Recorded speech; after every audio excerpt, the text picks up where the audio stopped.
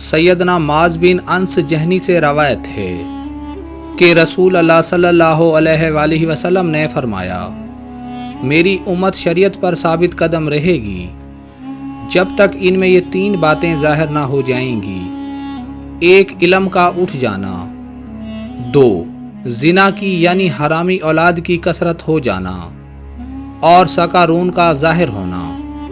سیدنا معاذ رضی اللہ عنہ نے پوچھا، اللہ کے رسول، سکارون سے کون لوگ مراد ہیں؟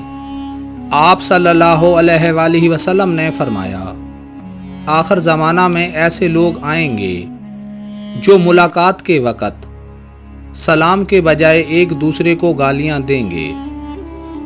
حضور نے فرمایا، اللہ اس شخص کے چہرے کو تر و تازہ رکھے جس نے میرے سے کوئی حدیث سنی، پھر جیسے سنی ویسے اسے آگے پہنچا دیا۔